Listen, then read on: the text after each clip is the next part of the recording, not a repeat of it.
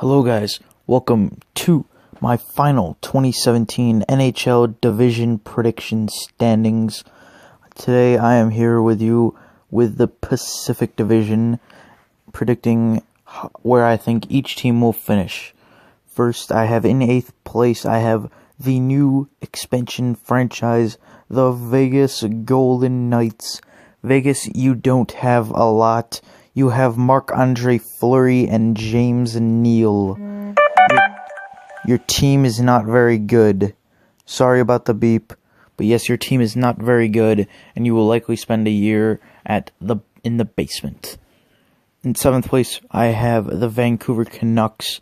The Canucks, oh man, the Canucks, what are they doing? Their team sat in limbo right now.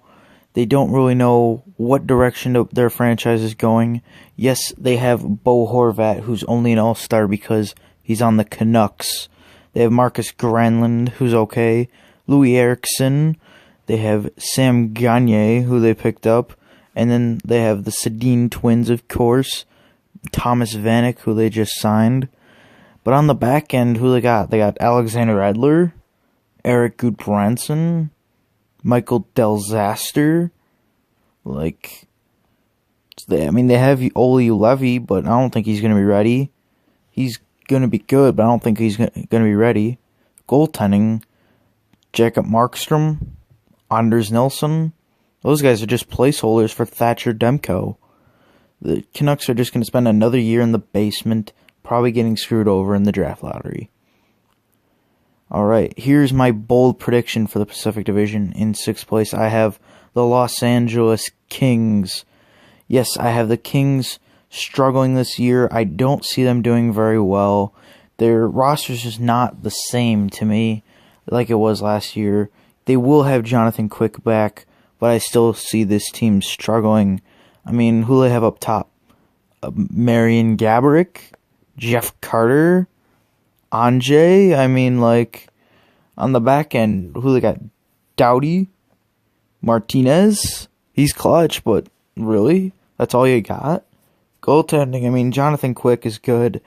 Darcy Kemper's not a bad backup. They did pick up the Sabres, Cal Peterson, but he's not going to be in the NHL. So, yeah, I see LA struggling. And I see this team finally getting over the hump, the Arizona Coyotes. They have a very young team, Lawson Krause, even though I'm not sure he's going to be on there. Max Domi, Duclair, and they also picked up Derek Stefan. That's a nice addition. Help them to fill out the depth down the middle. Maybe he can be the number 1 center. Who knows? On the back end, they have Jacob Chikrin, a player I really like. They have OEL, Oliver Ekman-Larsson, one of the most underrated D-men. They have Alex Goligoski, Nicholas Hjalmarsson, Kevin Connaughton's not even bad, Adam Clendenning, and then Luke Shen.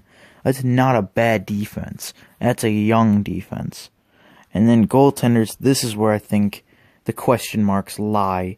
Ani Ranta is going to be their number 1 goalie, backed up by Louis Domingue. I don't personally think Ani Ranta is a number 1 goalie. So I think he needs to be for this team to even sniff the playoffs. If he's not, then they probably will fall below LA, because Jonathan Quick will win LA games. In 4th place, I have the San Jose Sharks. Yes, the Sharks, they lost Patrick Marleau, but they still have Jumbo Joe, but I'm not sure that's going to be enough. They do have Brent Burns and Mark-Edward Vlasic on the back end, which is a nice 1-2 combination. And they still do have Martin Jones in goal, but Jones will need to have a bounce-back year. He was not the beast mode that he was 2 seasons ago. And I see the Sharks missing the playoffs. I see them, they're on the decline. Pretty soon they're not going to be one of the top teams anymore. In 3rd place, I have the Calgary Flames. The Flames are young and ready to start contending. They do have their kryptonite in the Anaheim Ducks, but I do think they will start to contend now. They might be able to get over the hump, Johnny Hockey, They got Johnny Hockey, Sean Monahan. I don't know if Matthew Tkachuk's going to be ready.